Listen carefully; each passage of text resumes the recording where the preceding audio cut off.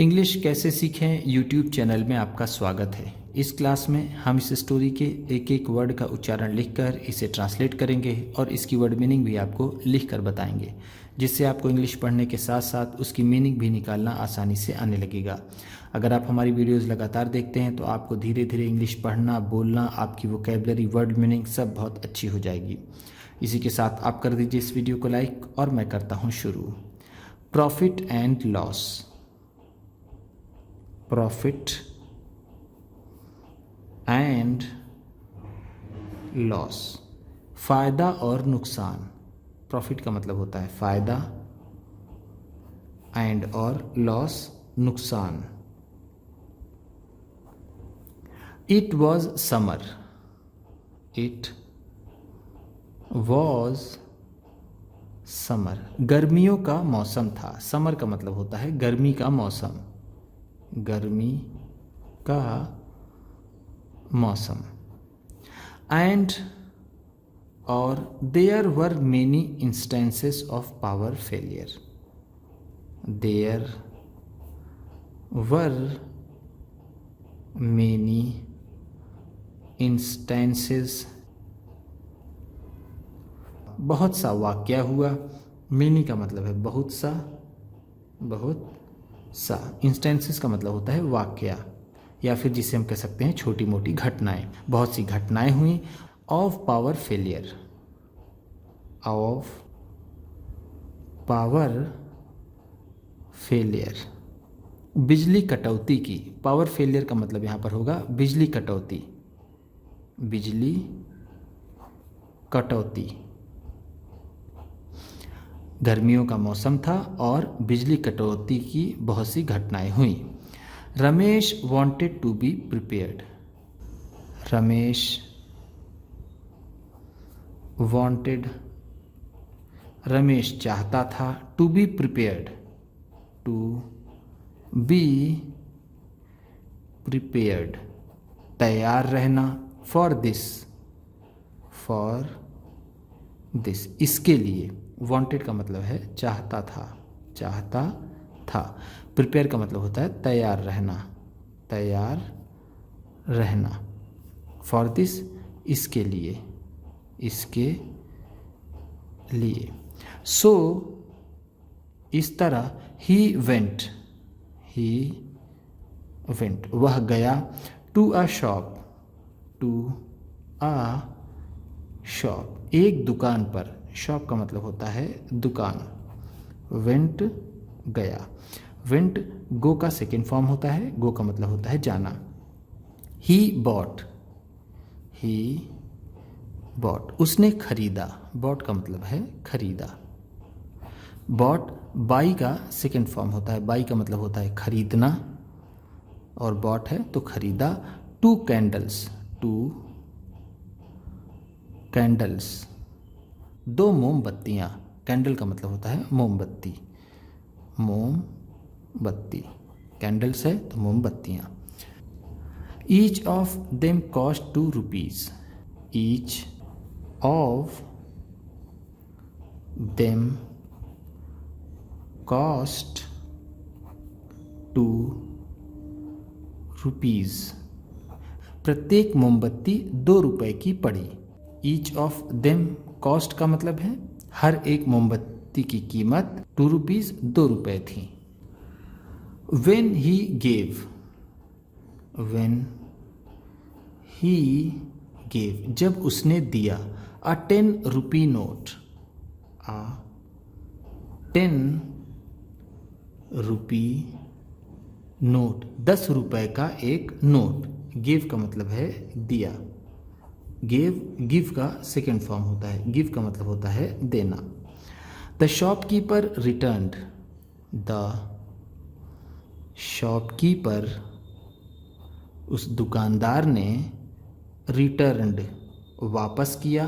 6 rupees, 6 rupees, 6 रुपए। Return का मतलब है वापस किया, वापस किया। There was a 5 rupee coin, there was a ₹5 coin, 5 रुपए का एक सिक्का था। ₹5 कॉइन का मतलब है 5 रुपए का एक सिक्का वॉज था। एंड और 250 पैसे कॉइन्स, 250 पैसे कॉइन और 2 50 पैसे के सिक्के थे। एट होम घर पर। There was no light, there was no light, रोशनी नहीं थी। लाइट का मतलब होगा यहाँ पर रोशनी या फिर प्रकाश। सो इसलिए, सो का मतलब है इसलिए, इसलिए Ramesh lit the candle, Ramesh lit, Ramesh ने जलाया द कैंडल, मोमबत्ती को। बट लेकिन बाई चांस, संयोगवश, बाई चांस का मतलब होता है संयोगवश, संयोगवश। ही ड्रॉप्ड अ 50 पैसे कॉइन, ही ड्रॉप्ड, उसने गिरा दिए या फिर उससे गिर गए। 50 पैसे कॉइन, एक 50 पैसे का सिक्का, कॉइन का मतलब होता है सिक्का। इन द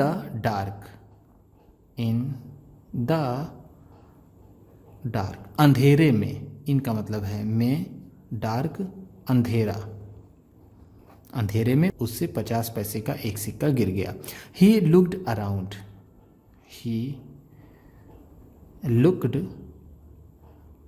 अराउंड, उसने चारों ओर देखा। लुक्ड का मतलब है देखा, अराउंड चारों ओर। बट लेकिन could not find the coin, could not find, ढूंढ नहीं सका। द कॉइन, उस सिक्के को। फाइंड का मतलब होता है ढूंढना या फिर पाना। स्लोली, धीरे धीरे, स्लोली का मतलब है यहाँ पर धीरे धीरे, द कैंडल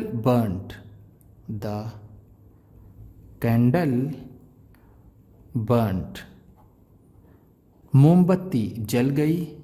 टू हाफ, आधी, टू हाफ का मतलब है यहाँ पर आधी मोमबत्ती जल गई। बट लेकिन Ramesh was still busy, Ramesh was still busy, Ramesh अब भी व्यस्त था। स्टिल का मतलब है अब भी, बिजी व्यस्त, वॉज था। Looking for the coin, looking for the coin, सिक्के को ढूंढने में। लुक फॉर का मतलब होता है ढूंढना या फिर खोजना। ग्रेजुअली,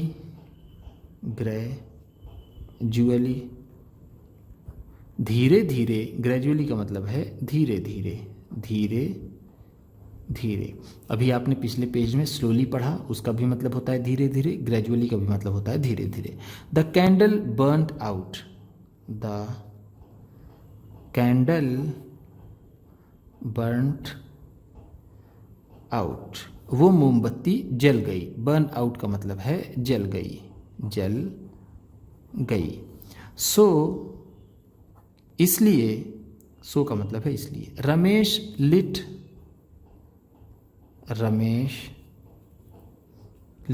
रमेश ने जलाया। द सेकेंड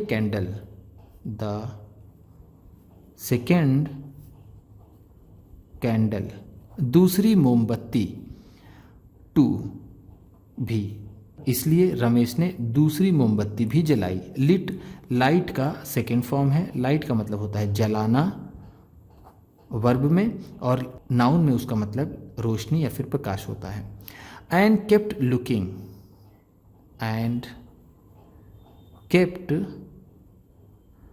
लुकिंग फॉर, और ढूंढता रहा। केप्ट लुकिंग फॉर का मतलब है ढूंढता रहा। द क्वाइन, द क्वाइन, सिक्के को। A few minutes later, a few minutes later, कुछ मिनटों बाद। अ फ्यू का मतलब है कुछ, मिनट्स, मिनट्स लेटर बाद।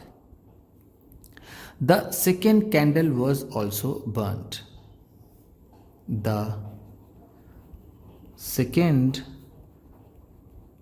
कैंडल, दूसरी मोमबत्ती, वॉज ऑल्सो बर्न्ड आउट, दूसरी मोमबत्ती भी जल गई। कुछ मिनट बाद दूसरी मोमबत्ती भी जल गई। एंड, और लकीली, लकीली किस्मत से। लकीली का मतलब है किस्मत से, किस्मत से। रमेश रिकवर्ड, रमेश रिकवर्ड, रमेश पा गया। रिकवर्ड का मतलब होगा वापस पाना।